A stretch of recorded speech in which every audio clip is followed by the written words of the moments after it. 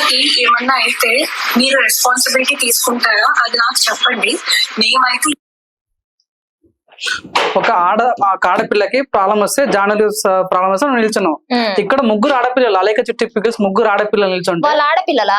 ఆడపిల్ల కాదా? ఆటం బాంబుల ఆడపిల్లలా? ఆడపిల్లలా కాదా? ఆడపిల్లలు కాదు. ఒక సైడ్ అంటే ఫేమ్ ఉన్న వాళ్ళకేమో నువ్వు సపోర్ట్ ఇస్తావు. ఇక్కడ ముగ్గురు ఆడపిల్లలు తల్లిదండ్రులు చాలా చాలా గలీజే మాట. రమ్య అనేది సినిమాలో కూడా చేసింది. ఇప్పుడు వస్తుంది నాకు పరకు కూడా పడదు. కాకపోతే ఇక్కడ విషయం నీకు చెప్తున్నా విను. ఇప్పుడు ఒక నువ్వు ఒక బిజినెస్ పెట్టినావు, రేపు పొద్దున్న నేను కూడా ఆన్లైన్ బిజినెస్ పెడతా. ఇప్పుడు నీకు అంత చిరాకు వచ్చి పరాకు వచ్చి నువ్వు ఒక్కని డీల్ చేసే అంత కెపాసిటీ లేనప్పుడు ఇప్పుడు నిన్ను ఫాలో చేయడమే ఎక్కువ. ఇప్పుడు నన్ను కూడా ఫాలో చేయడం ఎక్కువ చేసిర్రు. మనం బిజినెస్ లో పెట్టినా ఎంకరేజ్ చేస్తారు పబ్లిక్. ఇంత ఎంకరేజ్ చేసేటప్పుడు ఏమైంది? గడ్డ అయిందా? ఏం చేసింది? నువ్వు ఒకవేళ కాల్స్ వచ్చినాయి నువ్వు అటెండ్ చేయలేకపోతున్నావు, సూపర్వైజర్ ని పెట్టుకో, చూడమని చెప్పు. అవతల ఇంకెంత సతాయించవచ్చు చెప్పలేదా?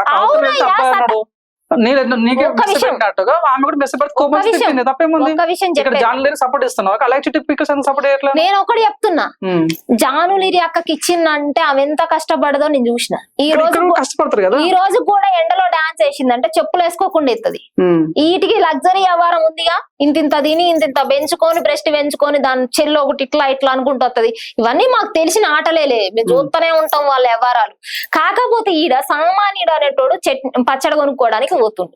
ఇప్పుడు నువ్వు మాట్లాడే విధానం ఎట్లుండాలి, ట్రీట్ చేసే విధానం. నువ్వే బుక్ చేసినావు అనుకో, నేను లంజోడు కాంట నువ్వు పడతావా? మరి అదే మాట ముగ్గురు నలుగురికి చేసి ఒక ఆడబిడ్డ పచ్చట్లు ఆర్డర్ పెడితే నువ్వు పాకీ పని చేసుకో అంటే నీ గుద్ద బలుపు ఎక్కిందా? మేము ఇచ్చే డబ్బులతో మేము నేను ఫాలో, ప్రజలందరూ నేను ఫాలో చేస్తురు, సబ్స్క్రైబ్ చేస్తురు, మళ్ళీ నీ పచ్చళ్ళు ఆర్డర్ కొనుక్కుంటారు. అయితే నువ్వేమంటావు? ఆడబిడ్డని పాకీ పనికి పోండి. నీకు పాకీ పని చేతనైతే గోధుమ ఉండవు, నువ్వు పోయి చేసుకోవచ్చుగా. ఆ బిడ్డను ఎందుకు అనాలే? నువ్వు నీ దరిద్రం ఎట్లుందంటే నీ ముష్టి పచ్చడే కొనలేకపోతున్నావు. నీకు ముష్టి పచ్చడి అది